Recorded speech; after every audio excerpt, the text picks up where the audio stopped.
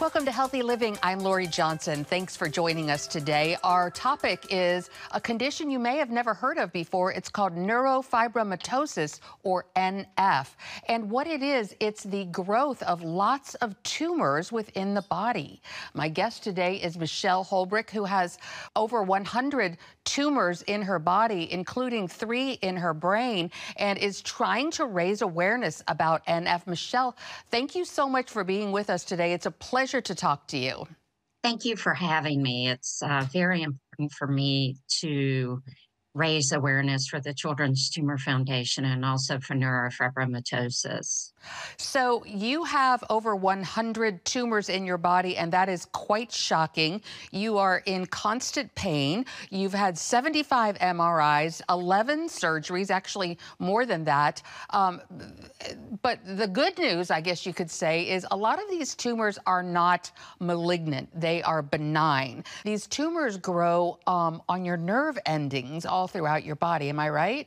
You're correct. As a matter of fact, Friday, I just had another surgery to remove one off of my leg. But anywhere that there's a nerve ending in your body, these tumors can grow. There are 3 types of NF, NF1, NF2 related schwannomatosis, and then schwannomatosis. And I have schwannomatosis, which unfortunately is the most painful, but we just, and when there is an issue or a lot of pain is being caused or it's pressing on something that we feel like we need to get it out, then we schedule surgery. So that's where the pain comes from. The tumor grows and presses on something, and there are nerves everywhere. To look at you, you look like the picture of health. You're very beautiful. You look very healthy, but you're in constant pain. How do you deal with that? There are some days that are difficult. I try to stay healthy. To me, that's the most important thing to do, is to eat healthy, to stay healthy, to continue to build your muscles, build your stamina. And I honestly believe that that is what helps me get through surgery. A body in motion stays in motion. So when we start having issues and I have to get a tumor out, I just try to stay healthy beforehand and then continue to stay healthy afterwards. So when you are feeling a lot of pain, you actually exercise and eat right. That must be very difficult to do, because that's probably the last thing you feel like doing. It is. I'm a runner. It seems to loosen up my body a little bit to be able to help those tumors. I I think my condition is a little different than some other people that have NF. I think we all just show different signs, but I have just always been active. I've always played sports, and I just continue to do that. I want the younger generation to know not to stop. How many people have NF? You said there are 3 different types, and one typically strikes children, but overall, how many people have NF? A lot of us have never heard of it before. And when I was diagnosed, and I remember sitting in my neurosurgeon's office, and he said to me, "You have neurofibromatosis." And I looked at him like he had 3 heads. I'd never heard of it. I think it's like 1 in 20,000 that have neurofibromatosis. The schwannomatosis is the rarest kind. I can remember when I had my genetic testing, and 2 years later, the doctor called and said, "You have a very rare form of schwannomatosis." But again, I still think they all intertwine with one another. Um, Mine are all internal, whereas NF1, the majority of those tumors are on the outside. But again, I've had friends, unfortunately, who have had NF1 who have passed away because of brain tumors. And so that's very important for me to be able to raise awareness for NF, not for me, but for the younger generation. as I understand it, you really didn't start having symptoms until young adulthood. You were already married and had a child, if I'm not mistaken, correct? What were your symptoms? Again, I'm a runner and I was training for a run, and my left leg kept going out from underneath me. We were living in Corpus Christi at the time, and I had gone to a couple of doctors, and they just thought, this woman is crazy. And we moved to Kansas City, and I love how God works. God knew exactly where I needed to be and the time I needed to be there. So we moved to Kansas City and went to an orthopedic surgeon, and I think he thought I was crazy as well. And went in, he said, okay, we're going to do an MRI on you. And when he did, that's when they found the one tumor on my L4, L5 in my spine. So he sent me to a neurosurgeon, and that is when I walked in, and Dr. Whitaker said, "You have neurofibromatosis." But I love, love, love how God works. And let me tell you, we were going to a church in Corpus Christi, Texas, and we had some friends that went to that church. Well, he was a radiologist, and his family was from Kansas City, and he had moved back to Kansas City to become a radiologist with a firm up there. I took him my scans and he said, yes, here's your tumor right here. And Dr. Whitaker is one of the best of the best. And you have had all of these tumors. With NF, they're usually not malignant, correct? So this isn't really cancer, is it? It is not cancer. Now, it does have a 1% chance of turning into cancer. It causes a lot of pain and a lot of turmoil in your body. And whether it's malignant or benign, a tumor is a tumor. And when it's on your nerve ending, it just causes excruciating pain. Oh, And even in your brain, mm. when you lose your hearing, when you lose your eyesight, um, when I remember the last surgery before this one was last year in May. Seems like I have one every year. And because I've had so many tumors removed on my spine, Dr. Chen said to me, we might have to put rods in your back. And I'm like, please don't. And fortunately, he didn't have to, but that was a conversation we had to have. And those are conversations that other people with NF have to have with their doctor because of the hearing loss, because of the blindness, because of the situation in the spine. I had a friend that lives in Gainesville that lost her leg because of an NF tumor, and that's heart wrenching. It really is. It's heart-wrenching on so many different levels. The fact that you are in so much pain, and then also the possibility of death as well. So it's wonderful that you're raising awareness about NF and you're trying to raise funds for research. We're going to take a quick break and be right back with Michele Holbrook. She's trying to raise awareness about neurofibromatosis, or NF. Stay tuned.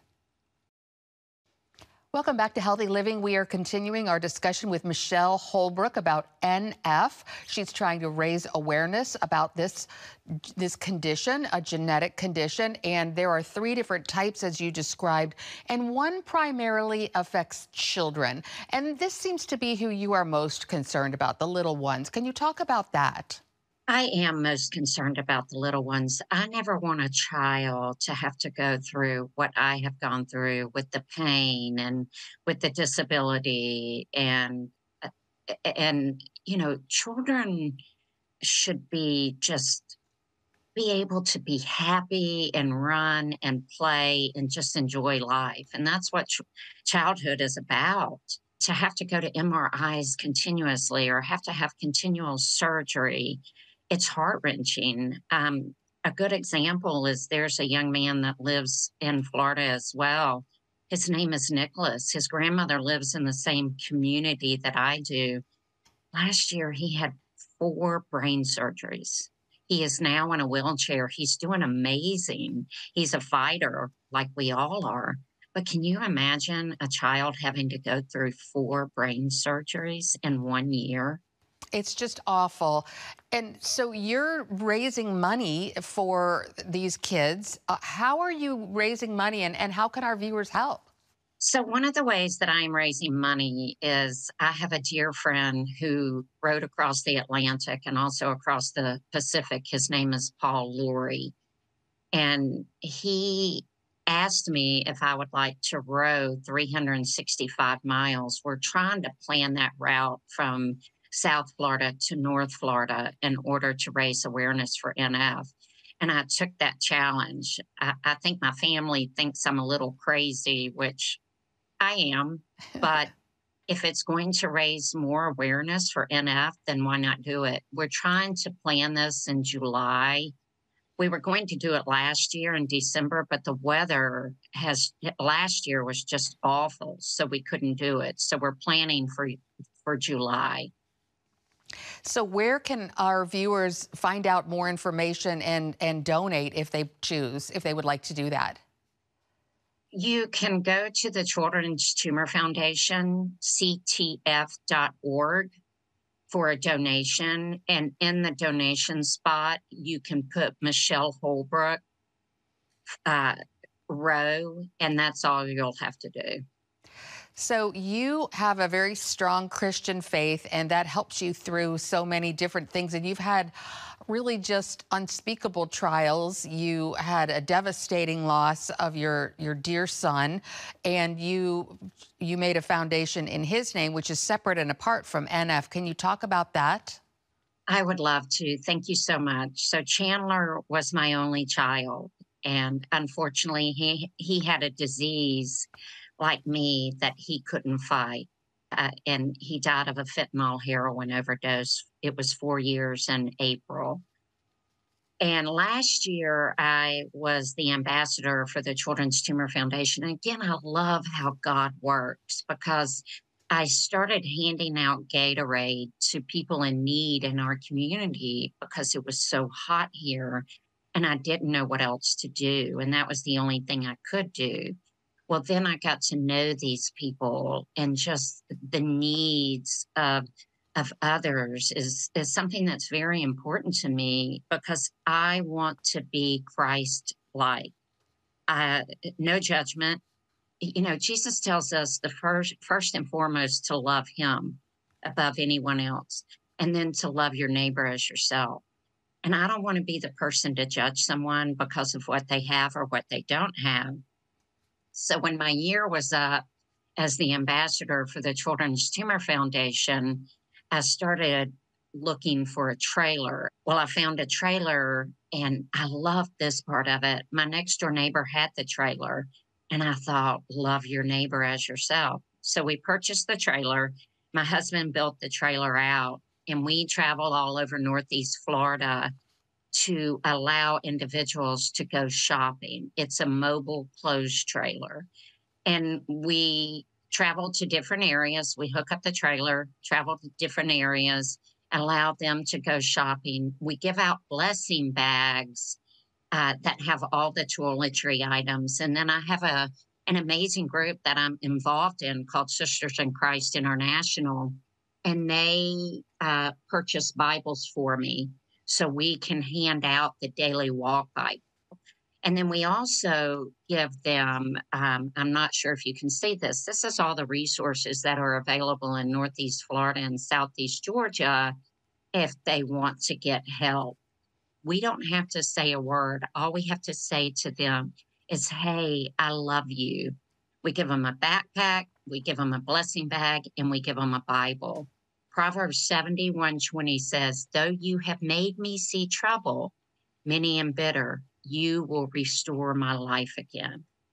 You never have to say a word. All you have to say is you love them. And that's what's important. And you never know whose life you're going to be able to affect just by showing love to someone else, as Jesus did. Absolutely. You never know how you're impacting the lives of someone else. We're going to take another quick break and be right back with Michele Holbrook talking about NF and Chandler's hope. Stay with us. Welcome back to Healthy Living. We're talking with Michele Holbrook about NF. She's trying to raise awareness for this condition, and also Chandler's Hope in honor of her son Chandler, who sadly, tragically passed away from a heroin and fentanyl overdose. And, I was going to ask you too, you're in constant pain. Has it ever occurred to you to get on pain medications? No, I just no. That is something that I chose not to do, and I think a lot of it stems from my son had a shoulder injury and had shoulder surgery, and they put him on OxyContin. And I firmly believe that OxyContin changes your brain chemistry, and you cannot get off of it. It is such a hard drug. And then you go from the OxyContin to the heroin. And with the amount of drugs that are going around in the United States and elsewhere, you're playing Russian roulette. And I try to tell parents this all the time. And I also try to tell our younger generation, don't take anything that you don't know anything about. But for me, no, I do take gabapentin, which is a nerve blocker, but that's all I take. I choose not to go the route of pain pills. I think doctors are sort of being a little bit more careful about how they prescribe those pain medications, because so many people get addicted to the prescription pain medications after a legitimate health problem, and then the doctor won't prescribe them anymore, so then they go to the streets to get the medicine, right? That's exactly what happened. And when Chandler had his shoulder surgery, the doctor quit giving him the medicine, and then they had this was during the time that they had the pill farms, I guess you called them. And then he couldn't get them from there anymore, and then he started going to the streets for heroin. Was he an addict? Did he have a substance use disorder? Of course he did. But I also firmly believe that the medicine, the OxyContin, will change your brain chemistry. And it's just something that we need to teach our children about. That is one of the things that I hope to share through Chandler's Hope, is educating others about the effects of drugs, because I never want another parent to go through what I've had to go through. My Bible verse after Chandler passed away, and I remember to this day walking up to his apartment and God saying to me, "It's my turn now." But my Bible verse is Genesis 50:20. What you intended to do to harm me, meaning the enemy, God intended for good and for a purpose, to save the lives of many people. And I don't take that lightly. The enemy knows exactly where to attack our communities, and I want to be able to shine the light of Jesus to those individuals. Oh, so well put. And you are really making the most of your situation. And I do feel you're honoring God in this process. We're going to take one final break and be right back with Michele Holbrook. Stay with us. Welcome back, and we're talking with Michele Holbrook, and you're just such an inspiration, Michele, your faith. You talked about NF, your also Chandler's Hope, and then you have another organization that's very near and dear to your heart. Can you talk about that? Thank you. Yes, I'm involved in Sisters in Christ International, and you can pull it up online, sistersinchrисtinternational.org. And I will tell you, I would never be able to walk this journey without each and every one of our sisters. And they're all over the world, which I absolutely love. And our logo is to live brave. And there is hope. I mean, we live in a fallen world. And to be able to walk arm in arm with every sister in Christ is very important. And it's a journey that I couldn't do without each of them. And really, that is sort of our mission as Christians. That's why we are here, is to build each other up. And as you said before, to love God. But then the next thing is to love one another.